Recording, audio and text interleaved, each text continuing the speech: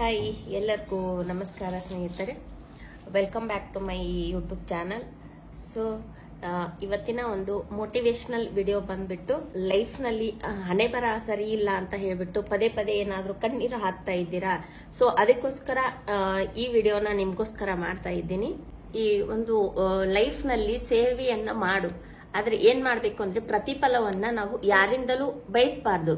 ಈ ಸೇವೆ ಮತ್ತು ಪ್ರತಿಫಲವನ್ನ ಭಗವಂತ ಕೊಡ್ತಾನೆ ಹೊರತಾಗಿ ಯಾವ ಮನುಷ್ಯನು ಸಹ ನಮ್ಗೆ ಕೊಡಲಾರನು. ಅದಕ್ಕೋಸ್ಕರ ಬೇರೆದವರಿಂದ ಪ್ರತಿಫಲವನ್ನ ಯಾವತ್ತು ಬಯಸೋಕ್ ಹೋಗ್ಬೇಡಿ. ನಿಮ್ ಕಡೆ ಎಷ್ಟಾಗುತ್ತೋ ಅಷ್ಟು ಹೆಲ್ಪ್ ಮಾಡಿ, ಸೇವೆಯನ್ನ ಮಾಡಿ. ಜೀವನ ಅನ್ನೋದು ಹೆಂಗಿ ಐತಿ ಅಂತಂದ್ರ, ನಾವು ಒಂದು ಹುಟ್ಟಿದಾಗ್ನು ನಮ್ಮನ್ನ ಬೇರೆದವರೇ ಹೊತ್ಕೋತಾರೆ. ಆಮೇಲೆ ನಾವು ಮರಣ ಹೊಂದಿದ ಮೇಲೇನೂ ಸಹ ನಮ್ಮನ್ನ ಬೇರೆದವರೇ ಹೊತ್ಕೊಂಡು ತಗೊಂಡು ಹೋಗ್ತಾರೆ. ಆದ್ರೆ ಈ ಮಧ್ಯದಲ್ಲಿ ಏನು ನಾವು ನಡೆದಾಡ್ತೀವಿ ನೋಡಿ, ಅದರಲ್ಲಿ ನಾವು ಅಹಂಕಾರವನ್ನ ಪಡಬಾರ್ದು. ಈ ಅಹಂಕಾರ ಅನ್ನೋದು ತುಂಬಾ ಕೆಟ್ಟದ್ದು ನಮ್ಮ ಜೀವನಕ್ಕೆ. ಈ ಅಹಂಕಾರ ಅನ್ನೋದು ನಮ್ಮನ್ನ ಕೆಟ್ಟದ ಕಡೆಗೆ ತಗೊಂಡು ಹೋಗುತ್ತೆ, ನಮ್ಗೆ ಒಂದು ವಿನಾಶದ ಹಾದಿಯನ್ನ ತೋರಿಸುತ್ತೆ ಇದು ಅಹಂಕಾರ ಅನ್ನೋದು. ಸೊ ಅದಕ್ಕಾಗಿ ಅಹಂಕಾರವನ್ನ ನಾವು ಬಿಡಬೇಕು. ಲೈಫ್ ನಲ್ಲಿ ನಾವು ಒಳ್ಳೆಯವ್ರಿಗೆ ತೊಂದರೆ ಕೊಡಕ್ ಹೋದ್ರೆ, ಒಳ್ಳೆಯವರು ಒಂದು ಶಾಪ ಏನಿದೆನೋ ಅದೊಂದು ದೊಡ್ಡ ಎಚ್ಚರಿಕೆ ಅಂತ ಅನ್ಕೋಬೇಕು. ಈ ಕೆಟ್ಟವರು ಎಷ್ಟು ಕೆಟ್ಟದ್ ಮಾಡಿದ್ರು ಏನೋ ಆಗಲ್ಲ. ಅದೇ ಒಳ್ಳೆಯವರು ಕೆಟ್ಟದ್ ಮಾಡಕ್ ನಿಂತ್ರೆ ಅದು ತುಂಬಾ ಭಯಂಕರವಾಗಿರುತ್ತೆ. ಅದಕ್ಕೋಸ್ಕರ ಒಳ್ಳೆಯವರಿಗೆ ಯಾವತ್ತೂ ಕೆಟ್ಟದ್ದನ್ನ ಮಾಡಕ್ ಹೋಗ್ಬೇಡಿ. ಒಂದು ಮಾತನ್ನ ಯಾವಾಗ್ಲೂ ನೆನ್ಪಿಟ್ಕೋಬೇಕು, ನೀವಾಗ್ಲಿ ನಾವಾಗ್ಲಿ. ಜೀವನದಲ್ಲಿ ಒಳ್ಳೆಯವರಿಗೆ ಆದ ಮೋಸಕ್ಕೆ ಭಗವಂತನೇ ಒಂದು ಉತ್ತರ ಕೊಡ್ತಾನೆ. ಜೀವನದಲ್ಲಿ ಕಾದು ನೋಡಿ, ಒಳ್ಳೆಯವರಿಗೆ ಸೋತಿದ್ ಹಿಸ್ಟ್ರಿ ಅಂತೂ ಇಲ್ವೇ ಇಲ್ಲ. ಕೆಟ್ಟವರಂತೂ ಉದ್ಧಾರ ಆಗಿದ್ದ ಹಿಸ್ಟ್ರಿ ಅಂತೂ ಲೈಫ್ ನಲ್ಲಿ ಇಲ್ವೇ ಇಲ್ಲ ಅಲ್ವಾ? ಸೋತವರಿಗೆ ಒಳ್ಳೆಯವರು ಯಾವಾಗ್ಲೂ ಸೋಲಲ್ಲ. ಸೊ ಅದೇ ತರ ಕೆಟ್ಟವರು ಯಾವತ್ತೂ ಉದ್ಧಾರ ಆಗಲ್ಲ ಲೈಫ್ ನಲ್ಲಿ. ನಮ್ಮವರು ಅಂತ ಹೇಳಿ ನಮ್ಮ ಜೊತೆಗಿದ್ದು ಮೋಸ ಮಾಡುವವರ ನಾವು ಅತಿಯಾಗಿ ನಂಬಬೇಕಾಗಿರುವುದು ಅಲ್ಲಿ ದೇವರನ್ನ ನಂಬಬೇಕೇ ಹೊರತಾಗಿ ನಮ್ಮ ಜೊತೆ ಇರುವವರನ್ನ ಅಲ್ಲ. ಯಾಕೆಂತಂದ್ರೆ ನಮ್ಮನ್ನ ಪರೀಕ್ಷೆ ಮಾಡುವವನು ದೇವರೇ, ಅದೇ ತರ ನಮ್ಮನ್ನ ಕಾಯುವವನು ಕೂಡ ದೇವರೇ ಆಗಿರ್ತಾರೆ. ಒಂದು ಜಗತ್ತೊಳಗಡೆ ಕೆಟ್ಟ ಜನರ ಒಂದು ಮುಖವಾಡಗಳನ್ನ ತೋರಿಸುವಂತ ಒಂದು ಕೆಲಸನ ನಮ್ಗೆ ಭಗವಂತನೇ ಮಾಡ್ತಾನೆ. ಸೊ ಅದಕ್ಕೋಸ್ಕರ ನಾವು ಬೇರೆದವ್ರಿಗೆ ಕೆಟ್ಟದ್ದನ್ನ ಮಾಡಬಾರ್ದು. ನಾವು ಬೇರೆದವ್ರಿಗೆ ಒಳ್ಳೇದ್ ಮಾಡಿದ್ರೆ ನಮ್ಗೆ ಒಳ್ಳೇದಾಗತ್ತೆ. ಬೇರೆದವ್ರಿಗೆ ನಾವು ಕೆಟ್ಟದ್ ಬಯಸಿದ್ರೆ ಅದು ನಮ್ಗೆ ಕೆಟ್ಟದಾಗತ್ತೆ. ಯಾಕಂತಂದ್ರೆ ಅದನ್ನ ಭಗವಂತ ನಿರ್ಧಾರ ಮಾಡ್ತಾರೆ. ನಾವು ನಿರ್ಧಾರ ಮಾಡದಂಗೆ ಜೀವನದಲ್ಲಿ ಏನೂ ಆಗಲ್ಲ. ಇಲ್ಲಿ ಈ ಜಗತ್ತಿನಲ್ಲಿ ಹಣದಿಂದ ನಾವು ಆಸ್ತಿ ಅಂತಸ್ತನ್ನ ಕೊಂಡ್ಕೋಬಹುದು, ಇಡೀ ಒಂದು ಜಗತ್ತನ್ನೇ ಕೊಂಡ್ಕೋಬಹುದು. ಆದರೆ ಹಣದಿಂದ ಮತ್ತೊಬ್ಬರ ಒಂದು ಹೃದಯದಲ್ಲಿ ಜಾಗವನ್ನ ಕೊಂಡ್ಕೊಳ್ಳಕ್ಕೆ ಸಾಧ್ಯ ಇಲ್ಲ. ಲೈಫ್ ನಲ್ಲಿ ಹಣದಿಂದ ಏನೆಲ್ಲ ಕೊಂಡ್ಕೋಬಹುದು ಅಲ್ವಾ? ನಾವು ಒಬ್ಬರ ಮನಸ್ಸನ್ನ, ಹೃದಯವನ್ನ ಗೆಲ್ಬೇಕು ಅಂತ ಅಂದ್ರೆ, ಅದನ್ನ ಕೊಂಡ್ಕೋಬೇಕು ಅಂತ ಅಂದ್ರೆ ಹಣದಿಂದ ಸಾಧ್ಯ ಆಗಲ್ಲ. ಅದನ್ನ ಪ್ರೀತಿ, ವಿಶ್ವಾಸ, ನಂಬಿಕೆಯಿಂದ ಮಾತ್ರ ನಾವು ಬೇರೆಯವರ ಒಂದು ಮನಸ್ಸನ್ನ ಗೆಲ್ಬಹುದು, ಹೃದಯವನ್ನ ಗೆಲ್ಬಹುದು. ಒಣಗಿರೋ ಹೂವನ್ನ ನೋಡಿ ಇವಾಗ ಅರಳ್ತಾ ಇರೋ ಹೂವು ನಗಬಹುದು, ಆದ್ರೆ ಈ ಅಹಂಕಾರವನ್ನ ಹೊಂದಿದ ಮನುಷ್ಯ ಒಂದಲ್ಲ ಒಂದಿನ ತನಗೆ ಅದು ಪಶ್ಚಾತ್ತಾಪ ಆಗೇ ಆಗತ್ತೆ ಜೀವನದಲ್ಲಿ. ಯಾಕಂದ್ರೆ ಅವರಿಗೂ ಒಂದು ಸಮಯ ಬಂದೇ ಬರುತ್ತೆ. ಇವಾಗ ನಾವು ಬೇರೆದವ್ರನ್ನ ನೋಡಿ ನಗ್ತಾ ಇದ್ರೆ ನಮಗೂ ಒಂದು ಟೈಮ್ ಬಂದೇ ಬರುತ್ತೆ. ಇವಾಗ ವಯಸ್ಸಾದವ್ರನ್ನ ನೋಡಿ ನಾವು ನಕ್ಕೊಂಡು ಹೋದ್ರೆ ಅವರಿಗೆ ಅಡ್ಡಾಡಕ್ ಆಗಲ್ಲ ಅಂದ್ಬಿಟ್ಟು ಅವರನ್ನ ನೋಡಿ ನಾವು ನಗ್ತಾ ಹೋದ್ರೆ ಅದೇ ಒಂದು ವಯಸ್ಸಾಗ್ಲಿ, ಆ ಒಂದು ಸ್ಥಾನ ನಮಗೂ ಕೂಡ ಮುಂದೆ ಬರಬಹುದು ಅಂತ ಊಹೆ ಮಾಡ್ಕೋಬೇಕು. ನಾವು ಬೇರೆದವ್ರಿಗೆ ಅಸಹ್ಯ ಮಾಡಬಾರ್ದು, ಮತ್ತೆ ಅವರನ್ನ ನೋಡಿ ನಗಬಾರ್ದು. ಅದಕ್ಕೆ ಹೇಳೋದು, ಈ ಅಹಂಕಾರದ ನೋವು ಏನಿರುತ್ತೋ ಇದು ಶಾಶ್ವತ ಅಲ್ಲ, ನಮ್ಗೆ ತಾತ್ಕಾಲಿಕ ಅಷ್ಟೇ.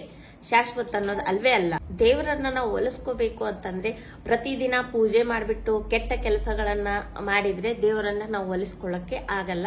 ಹೆಂಗೆ ಅಂತಂದ್ರೆ, ನಾವು ಬೇರೆಯವ್ರಿಗೆ ಸಹಾಯ ಮಾಡೋದಾಗಲಿ, ಪ್ರೀತಿ ವಿಶ್ವಾಸದಿಂದ ನಾವು ಬೇರೆದವ್ರ ಜೊತೆ ಇದ್ರೆ ಅಲ್ಲೇ ದೇವರು ನಮ್ಗೆ ಇರ್ತಾರೆ.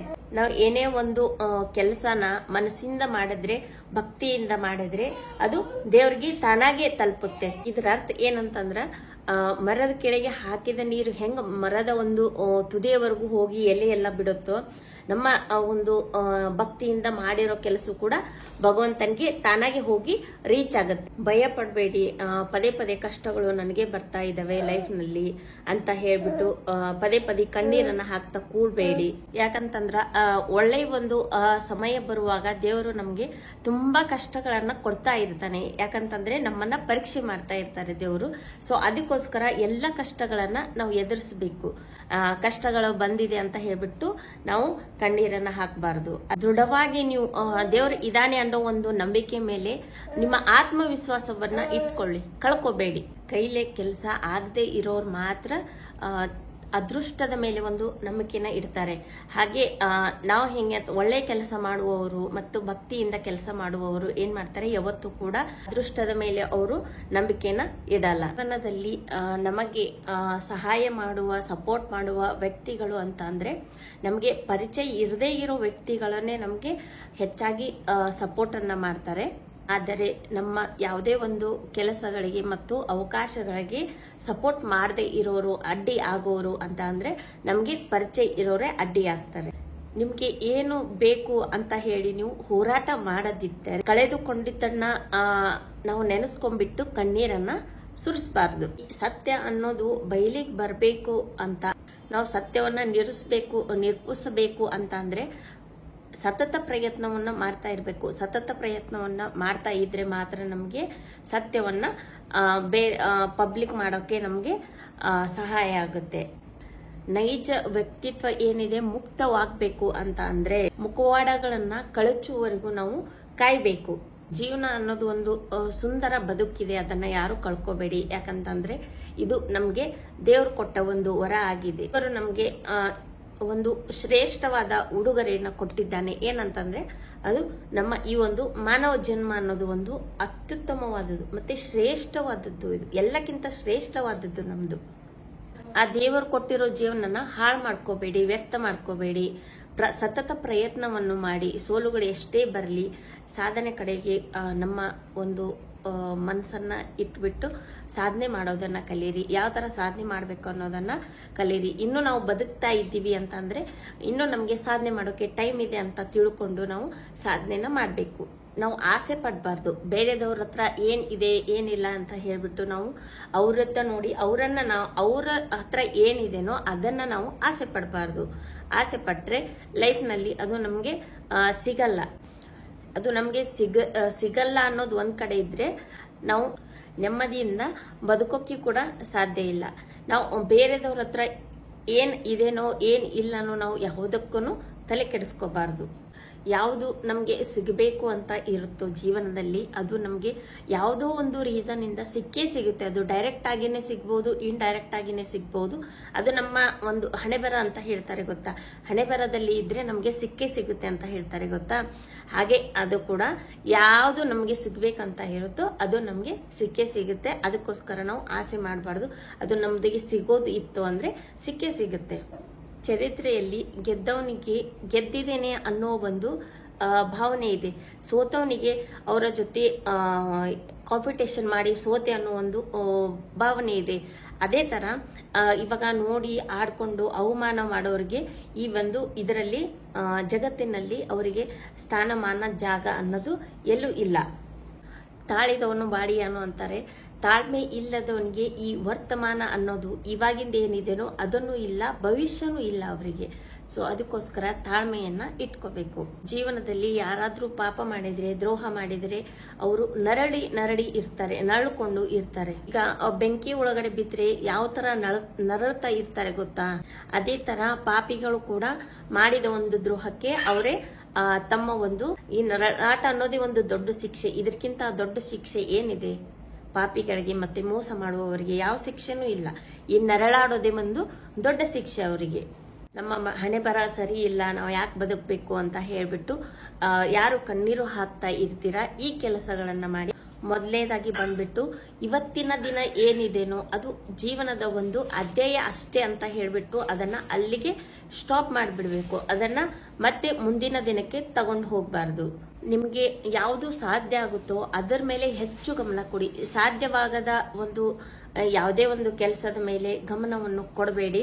ಇದು ಎರಡನೇ ಕೆಲಸ. ಆಮೇಲೆ ನೆಕ್ಸ್ಟ್ ಬಂದ್ಬಿಟ್ಟು ಜೀವನದಲ್ಲಿ ಕಷ್ಟದ ದಿನಗಳೂ ಶಾಶ್ವತ ಅಲ್ಲ, ಮತ್ತೆ ಸುಖ ಬಂದಿರೋ ದಿನಗಳು ಕೂಡ ಶಾಶ್ವತ ಅಲ್ಲ ಅನ್ನೋದನ್ನ ನಾವು ಅರಿತಿರಬೇಕಾಯ್ತು ಅಲ್ವಾ.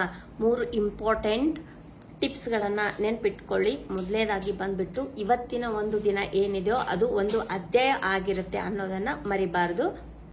ಆಮೇಲೆ ಎರಡನೇದಾಗಿ ಬಂದ್ಬಿಟ್ಟು ನಿಮ್ಗೆ ಎಷ್ಟು ಸಾಧ್ಯವಾಗುತ್ತದೆಯೋ ಆ ಕೆಲಸವನ್ನ ಮಾತ್ರ ಮಾಡಿ, ಸಾಧ್ಯವಾಗದ ಕೆಲಸಗಳನ್ನ ಮಾಡಬೇಡಿ. ಇನ್ನು ಕೊನೆಯದಾಗಿ ಬಂದ್ಬಿಟ್ಟು ನಮ್ಗೆ ಬಂದಿರೋ ಕಷ್ಟನೂ ಶಾಶ್ವತ ಅಲ್ಲ, ಬಂದಿರೋ ಸುಖನೂ ಕೂಡ ಶಾಶ್ವತ ಅಲ್ಲ ಅನ್ನೋದನ್ನ ಈ ಜೀವನದಲ್ಲಿ ನಮ್ಮ ಜೀವನ ಇರೋವರೆಗೂ ಆ ವಿಷಯವನ್ನ ಮರಿಬೇಡಿ.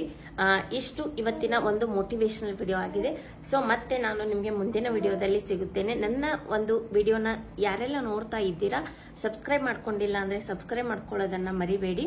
ಹಾಗೆ ಒಂದು ಲೈಕ್ ಕೊಡಿ. ಬೆಲ್ ಐಕಾನ್ ಮೇಲೆ ಪ್ರೆಸ್ ಮಾಡಿಬಿಟ್ಟು ಆಲ್ ಅಂತ ಸೆಲೆಕ್ಟ್ ಮಾಡಿದ್ರೆ ನನ್ನ ಒಂದು ವಿಡಿಯೋನ ಹಾಕಿದ ತಕ್ಷಣ ನಿಮಗೆ ಬರುತ್ತೆ. ಸೊ ಒಂದು ಕಮೆಂಟ್ ಹಾಕೋದನ್ನ ಮರಿಬೇಡಿ. ಬೈ ಬೈ ಸ್ನೇಹಿತರೆ.